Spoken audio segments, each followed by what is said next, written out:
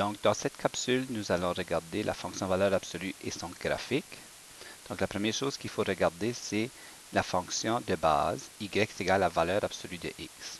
Si on trace ce graphique à l'aide de son tableau de valeurs qui est juste ici, on prend la valeur de x qui est moins 3 et on le remplace ici.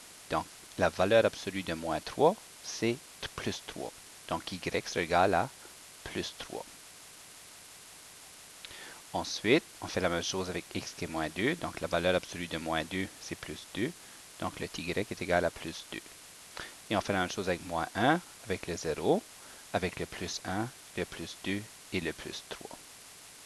À ce moment-là, pour qu'on ait complété notre tableau de valeurs, on peut aller tracer son graphique et voir à quoi ressemble le graphique de la fonction valeur absolue.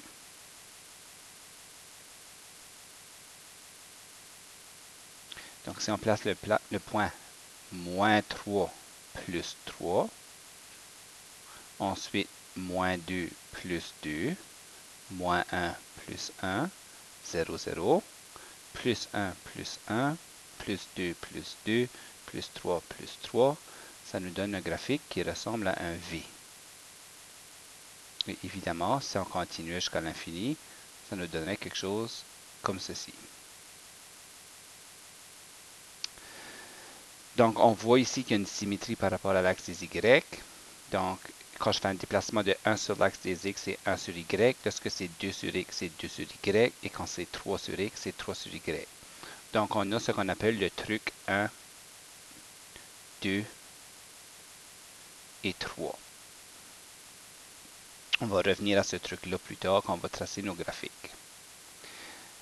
On remarque aussi que le sommet est à 0, 0. Donc, juste ici.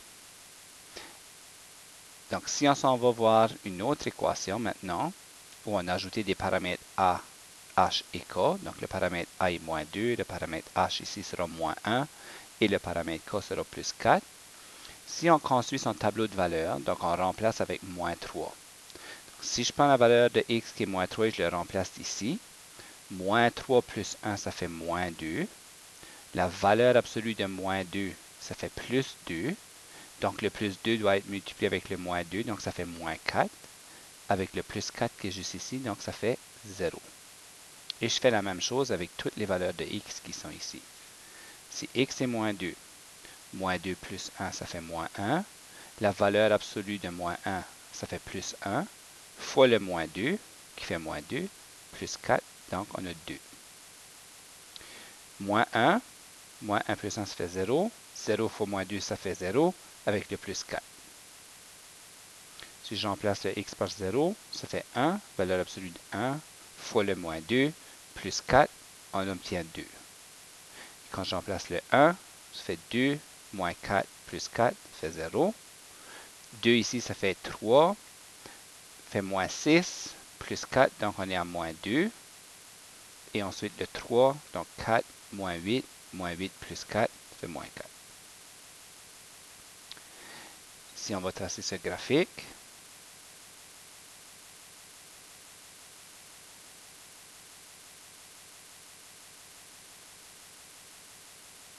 donc à moins 3, c'est 0. À moins 2, c'est plus 2. À moins 1, c'est plus 4. À 0, c'est plus 2. À plus 1, c'est 0.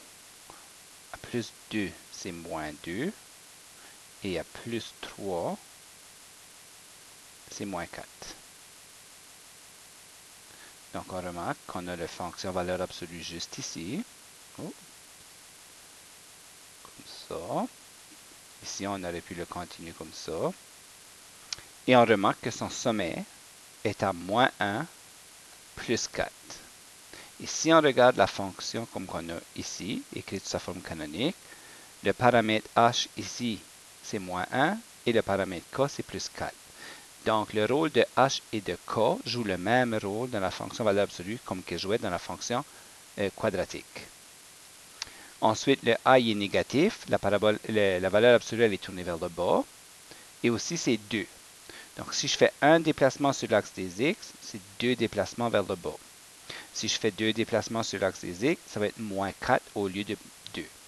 Et si j'en fais 3, au lieu d'être plus 3, on va faire moins 6. On a remarqué aussi en salle de classe qu'on pouvait calculer la pente. Si on calcule la pente d'une partie de ma fonction valeur absolue, c'est la même chose que mon paramètre A. Donc, exceptionnellement, dans la fonction valeur absolue, le paramètre A est aussi égal à la pente. Okay? Donc, on avait tout vu ces choses-là en salle de classe. Donc, la forme canonique, je vais mentionner aussi qu'il peut avoir un paramètre B. Donc, je vais vous montrer dans une autre capsule comment faire pour se débarrasser du paramètre B.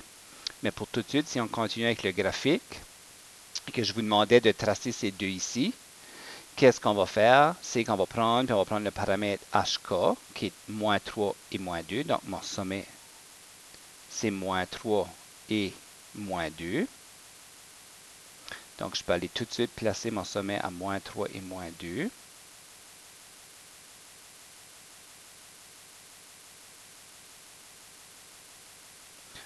Moins 2, moins 3, moins 2. Et le paramètre A étant moins 3, donc si je fais moins 3 plus 1, moins 3 plus 1 comme la pente, je vais avoir une partie de ma fonction valeur absolue qui est ici. Sachant que c'est symétrique, le point qui est ici va être réfléchi ici, et celui-là va être placé juste là. Et ça me donne ma deuxième partie de ma valeur absolue.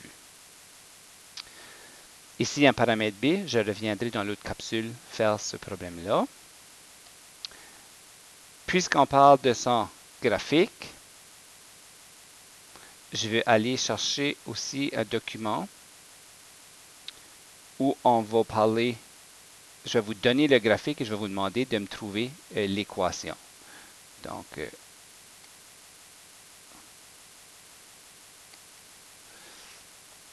dans ces exemples ici, je vous donne deux graphiques et je vous demande de me trouver la règle de la fonction, c'est-à-dire c'est quoi l'équation. Premièrement, on va trouver son sommet, donc c'est moins 2 plus 4.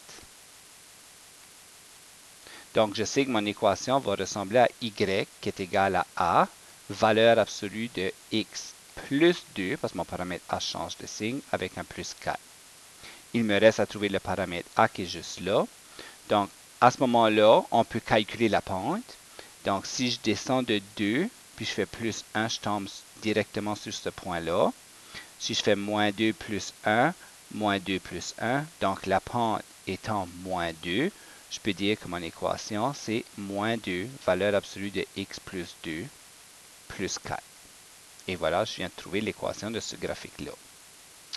De l'autre côté, quand c'est pas si évident de calculer les déplacements, on fait le même travail, c'est-à-dire qu'on prend le sommet, y est égal à a, valeur absolue de x, moins 1, plus 2, et à ce moment-là, on prend l'autre point qui se trouve sur le graphique comme tel et on le remplace xy. Donc, mon y étant plus 4 égale à a. Le x, c'est moins 3, moins 1, plus 2. Le plus 2, je l'envoie de l'autre côté, ça devient moins 2. Donc, ça va me rester 2 ici. A, valeur absolue de moins 4. Donc, on finit par avoir 2 est égal à 4a. Puis, si on divise par 4, le a devient 1 demi. Donc, l'équation que l'on cherchait, c'est y qui est égal à 1 demi, valeur absolue de x moins 1, plus 2. Et voilà l'équation de ce graphique.